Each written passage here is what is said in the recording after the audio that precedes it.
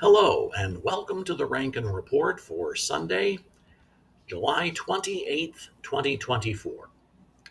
Sorry about the lighting and the different setting here today, but we're coming to you from Maysville, Kentucky, where we are here for the 80th birthday of a dear friend of ours. And obviously, this is a hotel here. Um, um, as for the lighting, well, you'll just have to make do with it, I'm afraid. But I'm glad you're with us today. From the book of Second Timothy, chapter 3, verses 1 to 5 and verse 9. But mark this, there will be terrible times in the last days. People will be lovers of themselves, lovers of money, boastful, proud, abusive, disobedient to their parents, ungrateful, unholy, without love, unforgiving, slanderous, without self control, brutal, not lovers of the good, but treacherous, rash, conceited, lovers of pleasure rather than lovers of God, having a form of godliness, but denying its power.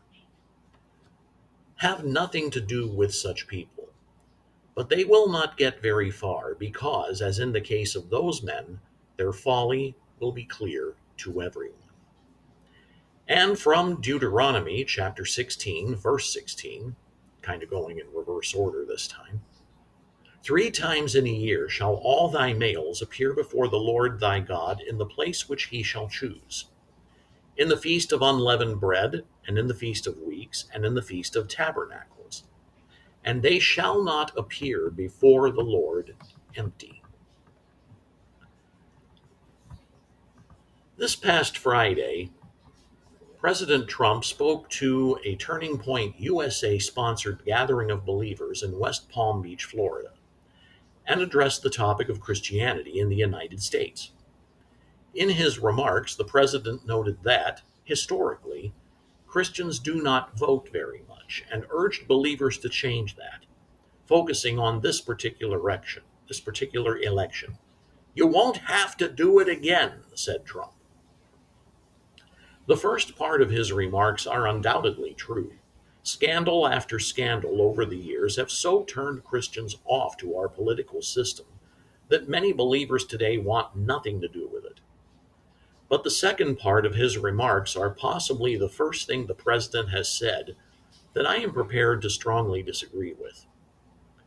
Let me be clear, I'm sure that the president, who frequently goes off script in his rallies, was either carried away by the moment in his remarks or was simply using hyperbole. I do not for a moment believe he actually meant the remark literally, that voting would come to an end in America forever when he returns to the White House.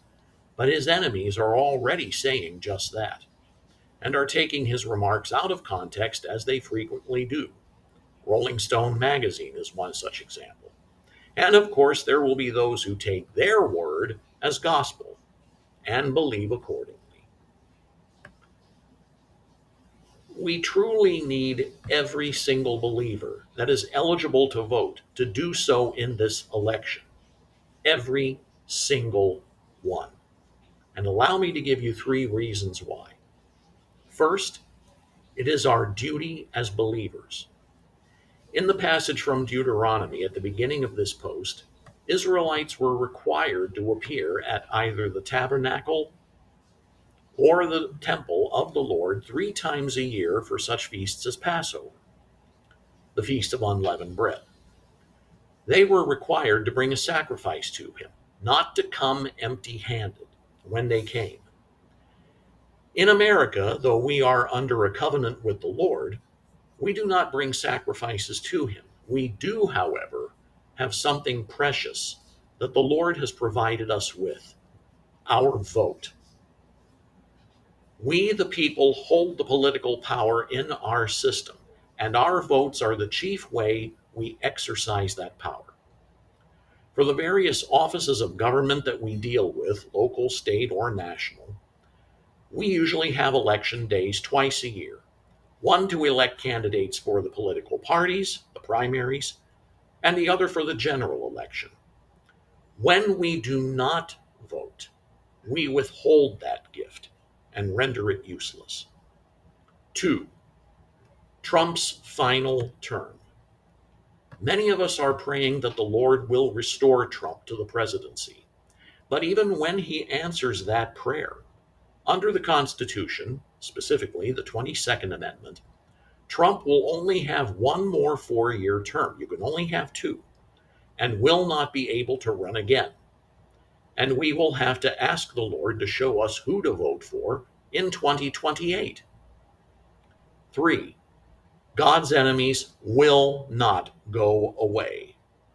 Because of constitutional limits, the enemies of God will likely just lay low, plan new strategies, and try to reclaim power once Trump is out of office. If, that is, they don't try it during Trump's second term. Remember what a hard time they gave him the first time around.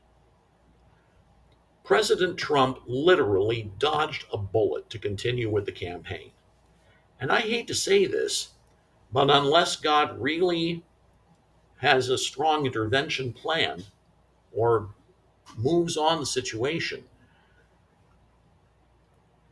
we in the electorate may have to figuratively dodge bullet after bullet in terms of candidates from his enemies until the Great Awakening takes full hold and the nation is turned back to the Lord.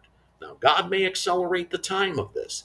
That's within his abilities to do so and within his will. But if he decides not to, we will have to step up. We as believers must step up again and again to point people to the Lord and to stand as the seawall against the tide of evil that threatens our nation. They will not go away. Unless they are converted, unless they turn to the Lord, they're not going to go away. They will always be there. We absolutely cannot go back to the days when we could just kick back and do nothing. We did that for decades, and look where it got our nation. Pay no attention to distractions. We are 100 days from the election, and that day in November is 0 hour. Believer, get out and vote. Pray for the Great Awakening. No king but Jesus. Independence forever. That's the Rankin Report for Sunday, July 28th, 2024. Don't forget to press the like or share buttons or both. Thank you for watching. God bless you. Have a great day.